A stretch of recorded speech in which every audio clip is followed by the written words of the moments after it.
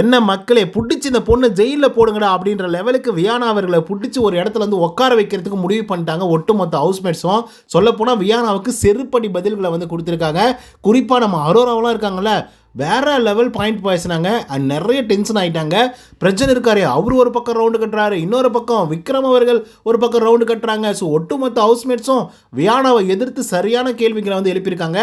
So அப்படி என்ன நடந்துச்சு அப்படிங்கிறத பற்றி இந்த வீடியோவில் முழுசாக வந்து பார்க்கலாம். ஸோ இந்த வீடியோக்கு போகிறதுக்கு முன்னாடி நம்மளோட சேனலை சப்ஸ்கிரைப் பண்ணாங்க, சப்ஸ்கிரைப் பண்ணி வச்சுக்கோங்க. பக்கத்தில் ஒரு பெல் ஐக்கான் இருக்கும், அதையும் ப்ரெஸ் பண்ணி ஹாலில் போட்டுக்கோங்க. அப்போ தான் நாங்கள் அப்டேட் பண்ணுற ஒவ்வொரு வருஷமும் உங்களுக்கு நோட்டிஃபிகேஷன் வந்து சேரும். அதுதான் இந்த வீடியோக்கு குறைஞ்சபட்சம் ஒரு 1000 லைக்கான எதிர்பார்க்குறோம். ஸோ லைக்கை போடுங்க, வீடியோ பாருங்கள், வாங்க இந்த வீடியோக்குள்ள வந்து போகலாம். முதல் விஷயம் என்ன அப்படின்னு பார்த்தீங்கன்னா, நம்ம விக்ரம் என்கிற வக்கரம் வந்து இருக்காப்புல இல்லையா, அந்த ஆள் வந்து கிரவுண்டில் வந்து பார்த்தீங்க அப்படின்னா நின்றுட்டு இருக்காப்புல. ஸோ அந்த நேரத்தில் வந்து வியானா வந்து தெரியாத மாதிரியே போயிட்டு பின்னாடி வந்து பார்த்திங்க அப்படின்னா தண்ணியை வந்து ஊற்றி வச்சுருப்பாங்க விக்ரம் மேலே. ஆக்சுவலாக அவர் வந்து ட்ரெஸ் எல்லாம் போட்டு யூனிஃபார்மெல்லாம் போட்டு ரெடியாக வந்து இருப்பாப்புல ஸ்கூல் போகிறதுக்கு. ஸோ இதனால் செம்ம காண்டாயிடுவார். உடனே வந்து பார்த்திங்கன்னா வியானா அவர்கள் வந்து அங்கேருந்து ஓடி வந்து பெட்ரூமுக்கு வந்து ஓடி வருவாங்க. ஸோ அப்போ வந்து பார்த்திங்கன்னா மாட்டிப்பாங்க. விக்கல்ஸ் வந்து பார்த்திங்க அப்படின்னா அவர் ஒரு டம்ளர் தண்ணியோடு வந்து வருவாப்புல. ஊற்றாதீங்க பெட்டு அப்படின்னாலே வந்து இல்லை நான் ஊற்றியே தீருவேன், இந்த பொண்ணு பாரு எப்படிலாம் பண்ணுது, அதுவும் கரெக்டான பெட்டில் தான் படுத்துட்டு இருக்கு அப்படின்னு சொல்லி ஊற்ற ஆரம்பிக்கிறாப்புல. அந்த நேரத்தில் பிரச்சனை அந்த பக்கம் நின்று பார்த்துட்டு இருக்காங்க, சாண்ட்ரா வந்து பார்த்துட்டு இருக்காங்க, அரோரா தூங்கிட்டு இருக்காங்க. ஸோ இந்த மாதிரிலாம் வந்து இருந்துட்டு இருக்கும்போது வந்து பார்த்திங்க அப்படின்னா தண்ணியை ஊற்ற ஆரம்பிச்சிடுறாங்க. உடனே ஒட்டுமொத்த ஹவுஸ்மேட்ஸ் சுபிக்ஷா, அப்புறம் சாண்ட்ரா, பிரஜன், அதுக்கப்புறம் வந்து நம்மளுடைய அமித் சார், அதுக்கப்புறம் நம்ம அரோரா எல்லாருமே வந்து பார்த்திங்கன்னா ஒன்று கூடிட்டாங்க அகைனஸ்ட் வியானாவுக்கு எதிராக. வியானா வந்து பார்த்திங்க அப்படின்னா க்யூட்டாக இருக்கேன் அப்படின்ற பேரில், க்யூட்டாக சில வேலைகளை பண்ணுறேன் அப்படிங்கிற பேரில் பயங்கரமாக இரிட்டேட் பண்ணிகிட்டு இருக்காங்க.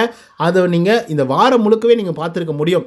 அதே போல் ஃபன் பண்ணுறேன் அப்படின்னு சொல்லி ஃபன்னை மட்டும்தான் காணாமல் வச்சுட்டு மற்ற எல்லா வேலைகளும் குறிப்பாக இரிட்டேட் பண்ணுறது, அவமானப்படுத்துறது, இன்னும் கேவலப்படுத்துறது அப்படின்னு சொல்லி நிறைய வேலைகளை வந்து பண்ணிகிட்டு இருக்காங்க. சத்தியமாக சொல்கிறேன், இதுக்கு முன்னாடி வியானா அவர்களுக்கு சப்போர்ட்டிவ் நிறைய வந்து இருந்தது. அந்த சப்போர்ட்டர்ஸ் எல்லாம் இதுக்கப்புறம் வரக்கூடிய வாரங்களில் அவங்க என்னதான் நல்லதே பண்ணாலும் நான் சப்போர்ட்டே பண்ண மாட்டேன் அப்படின்ற லெவலுக்கு வந்து பார்த்திங்கன்னா இரிட்டேட் பண்ணி காண்டேற்றி ஒரு மாதிரி கேவலமாக வந்து பார்த்திங்கன்னா இந்த வாரத்தை வந்து கொண்டு போயிட்டுருக்காங்க. ஸோ அது நமக்கு மட்டுமே கிடையாது, உள்ளே இருக்கக்கூடிய ஹவுஸ்மேட்ஸுக்கே வந்து பார்த்திங்க அப்படின்னா அவ்வளோ மோசமாக வந்து தெரியுது.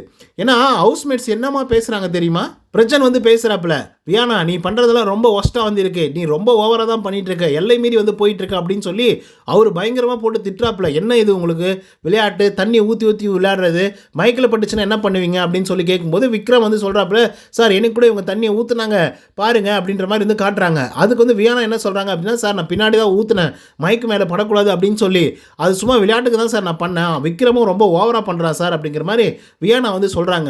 அதுக்கு வந்து விக்கல்ஸ் வந்து இல்லை சார் இவங்க வேணும் தான் வந்து பண்ணிட்டு இருக்காங்க, ரொம்ப ஓவராக பண்ணிட்டு இருக்காங்க கடந்த 3 நாட்களாக அப்படின்ற மாதிரி வந்து சொல்கிறாங்க.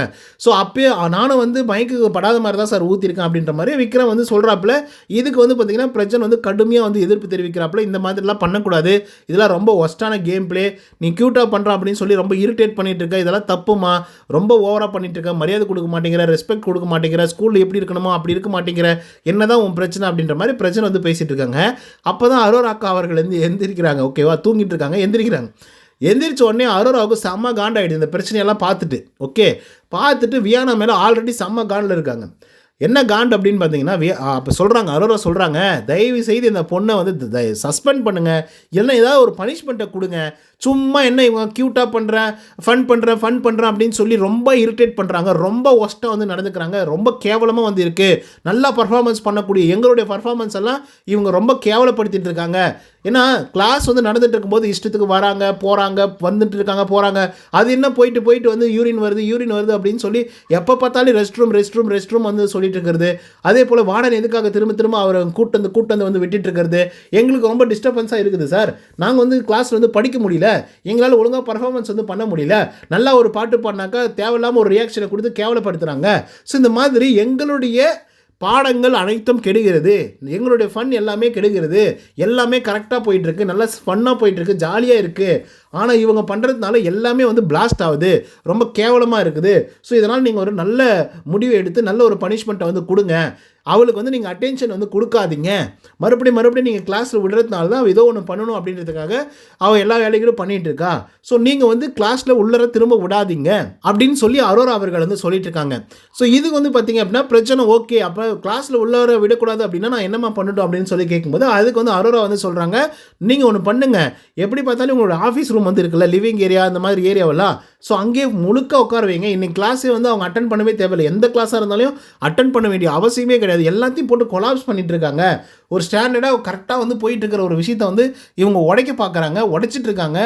ரொம்ப அசிங்கமாக இருக்குது, அவமானமாக இருக்குது, இந்த மாதிரி கேவலமாக வந்து பண்ணிட்டு இருக்காங்க. எங்களோட திறமைகளை காட்ட முடியல, பாட்டு பண்ண அசிங்கப்படுத்துகிறாங்க அப்படின்னு சொல்லி அரோரா வந்து சொல்கிறாங்க. அண்ட் இதில் எஃப்ஜே அவர்களும் வந்து பார்த்திங்க அப்படின்னா என்ன சொல்கிறாரு அப்படின்னா, ஆமாம் சார், இந்த பொண்ணு வந்து அப்படி தான் பண்ணிகிட்டு இருக்கு, இப்படி தான் பண்ணிகிட்டு இருக்கு, இந்த மாதிரி தான் நடந்துகிட்டு இருக்கு அப்படிங்கிற மாதிரி வந்து ஸ்டார்ட் பண்ண அப்படின்னா, அவர் வந்து வார்டன், குட்டி வார்டன் கிடையாது இல்லையா. ஸோ அதனால் வந்து பார்த்திங்கன்னா இந்த மாதிரிலாம் வந்து சொல்லணும் அப்படின்றது அவருடைய கடமை. அதனால் வந்து அந்த விஷயத்தை வந்து சொல்கிறாப்புல ஃபஸ்ட்டு. ஓகே, ஸோ அதுக்கப்புறம் பிரஜன் அவர்கள் வந்து என்ன முடிவு பண்ணுறாரு அப்படின்னா, சரி ஓகே, எப்படி பார்த்தாலும் ஸ்டாஃப்ஸ் எல்லாருமே இங்கே ஆல்ட்ரா உட்காந்துட்டு தான் வந்திருக்கோம், ஸோ அதனால் இந்த பொண்ணை வந்து கிளாஸ்க்கு வந்து அனுப்ப வேண்டாம் அப்படின்னு சொல்லி ஃபைனல் டெசிஷன் எடுத்துட்டாங்க. ஓகேவா, கிளாஸ்க்கு வந்து அனுப்ப வேணாம், லிவிங் ஏரியாவிலையோ இல்லை வந்து ஸ்டாஃப் ரூம்லேயோ அங்கேயே உட்காந்துட்டுக்கிட்டோம். இன்றைக்கி வந்து அவங்க கிளாஸ் அட்டன் பண்ணலன்னா ஒன்றும் கெட்டு போகிறதில்ல, அவங்க கிளாஸ் வந்து நடக்கும்போது தான் அட்டென்ஷன் சீக் பண்ணணும் அப்படின்றதுக்காக சில வேலைகளை வந்து பண்ணிகிட்டு இருக்காங்க. ஸோ அந்த மாதிரி வேலையை நம்ம பண்ண விடக்கூடாது. ஸோ ஸ்டாஃப் ரூம்லேயோ இல்லை வந்து லிவிங் ஏரியாவிலையோ அவங்கள உட்கார வச்சிடலாம். ஸோ அவங்கள கண்காணிக்கிறதுக்கு எப்படி பார்த்தாலும் ஒரு ஸ்டாஃப் வந்து அந்த இடத்துல வந்து இருந்துகிட்டே தானே இருக்க போகிறாங்க. ஸோ அவங்க இருந்து பார்த்துக்கிட்டு அவங்க கிளாஸ்க்கு வரக்கூடாது அப்படின்னு சொல்லி பிரஜன் அவர்கள் வந்து சொல்கிறாங்க. அடுத்தது வந்து பார்த்திங்கன்னா எஃப்ஜே அவர்கள் இப்படி சொன்னதுக்கப்புறம், ஓகே, பிரஜன் அவர்கள் இப்படி சொன்னதுக்கப்புறம் எஃப்ஜே அவர்கள் வந்து பார்த்திங்கன்னா எப்படி ரியாக்ஷன் கொடுக்குறாரு அப்படின்னா, ஃபஸ்ட்டு வந்து என்ன சொன்னார், வியானா தப்பு பண்ணுறாங்க, இப்படி பண்ணுறாங்க, அப்படி பண்ணுறாங்க அப்படிங்கிற மாதிரி வந்து சொல்லிட்டு இருந்தாங்களா. ஸோ அதுக்கப்புறம் இப்போ என்ன சொல்கிறாரு அப்படின்னா, இல்லை அப்படிலாம் நீங்கள் வந்து பண்ணக்கூடாது, நீங்கள் வந்து அந்த மாதிரிலாம் உட்கார வைக்கக்கூடாது, நீங்கள் அந்த மாதிரிலாம் செய்யக்கூடாது, அவங்கள தனிமையாக வந்து விடக்கூடாது, அவங்க கிளாஸ்க்கு வந்து போகணும். ஏன் போகணும், அவங்க தான் இந்த மாதிரிலாம் பண்ணிட்டு இருக்காங்களே, கடந்த 2 நாட்களாக இந்த மாதிரி கேவலமாக பண்ணிட்டு இருக்காங்க, அப்படி இருந்தும் நாங்கள் ஏன் கிளாஸ்க்குள்ளே அட்டன் பண்ணோம், சரி உள்ளே விடணும் அப்படின்ற மாதிரி வந்து கேட்கும்போது அதுக்கு எஃப்ஜே அவர்கள் என்ன சொல்கிறாங்கன்னா, இந்த கிளாஸ் அப்படிங்கிறது ஒழுக்கம் சொல்லிக் கொடுக்கக்கூடிய ஒரு இடம், பள்ளிக்கூடம் அப்படிங்கிறது, அவங்க ஒழுக்கமாக இல்லைன்னா ஒழுக்கத்தை சொல்லிக் கொடுங்க, அதுக்காக அந்த பொண்ணு இப்படி பண்ணுறா அப்படி பண்ணுறா அப்படின்னு சொல்லி அவளை வெளியே நிப்பாட்டாதீங்க அப்படின்னு சொல்லி எஃப்ஜே அவர்கள் பயங்கர சப்போர்ட்டிவாக வந்து பேசுகிறாங்க. ஸோ இப்போது எல்லாருமே என்ன முடிவு பண்ணுறாங்கன்னா, அதெல்லாம் முடியாது, அதெல்லாம் முடியாது, அவங்க வந்து தனியாகவே இருக்கட்டும், ஓகே, அவங்க கிளாஸ் ரூமுக்கு வந்து போகக்கூடாது, இதனுடைய ஆர்டர் அப்படின்ற மாதிரி பிரஜன் அவர்கள் வந்து சொல்லியிருக்காப்புல. ஸோ அதனை தொடர்ந்து என்ன நடக்குது அப்படிங்கிறத நம்ம பொறுத்து தான் பார்க்கணும். பட் வியானா பண்ணக்கூடிய விஷயங்கள்லாம் பயங்கர இரிட்டேட்டிங்காக வந்திருக்கு. இந்த எஃப்ஜே வந்து சும்மா முட்டு கொடுக்குறான், வேஸ்ட் அவன். அதே மாதிரி வியானா 2 பேரும் சேர்ந்துக்கிட்டு பண்ணுற அலப்பறைகளை சுத்தமாக நம்மளால் தாங்கவே முடியல. ஏன்னா அந்தளவுக்கு கேவலமாக தான் வந்து பார்த்திங்க அப்படின்னா 2 பேருமே வந்து பண்ணிகிட்ருக்காங்க. ஸோ இதெல்லாம் எங்கே போய் முடிய போகுது அப்படின்றத நம்ம பொறுத்து தான் பார்க்கணும். பட் வியானா அவர்கள் பண்ணிய வேலைகளுக்கு நேற்றுக்கு வந்து பார்த்திங்க அப்படின்னா ஜோக்கர் மாதிரி வந்து மேக்கப் போட்டு விட்டாங்க. இன்றைக்கி வந்து கிளாஸ்க்குள்ளேயே வரக்கூடாது அப்படின்னு சொல்லி ஒரு ஸ்ட்ரிக்டான ஒரு ரூல்ஸ் வந்து போட்டிருக்காங்க. ஸோ இதை பற்றியே உங்களோட கருத்துக்கள் என்ன? வியானாவுடைய ஆக்டிவிட்டீஸ் க்யூட்டாகவே வந்திருக்கா, இல்லை வந்து நிஜமாகவே இரிட்டேட்டபுளாக வந்திருக்கா, அதே மாதிரி இந்த டாஸ்க் அவங்க பண்ணுற விதம் வந்து ஃபன்னாக இருக்கா, இல்லை உங்களை காண்டேற்றுற மாதிரி இருந்து பார்த்தீங்கன்னா ஏதாவது பண்ணுறாங்களா அப்படிங்கிறத கமெண்ட்ஸில் வந்து பதிவு பண்ணுங்கள். இந்த வீடியோ உங்களுக்கு வந்து பிடிச்சிருக்கும்னு நினைக்கிறேன். இதே மாதிரி பிக் பாஸோட அப்டேட்ஸ்லாம் தெரிஞ்சுக்கணும் அப்படின்னு நினச்சிங்கன்னா நம்மளுடைய சேனலை சப்ஸ்கிரைப் பண்ணாதவங்க சப்ஸ்கிரைப் பண்ணி வச்சுக்கோங்க. இன்னொரு தகவலை சந்திக்கிறேன். Until then bye from Uday. நன்றி, வணக்கம்.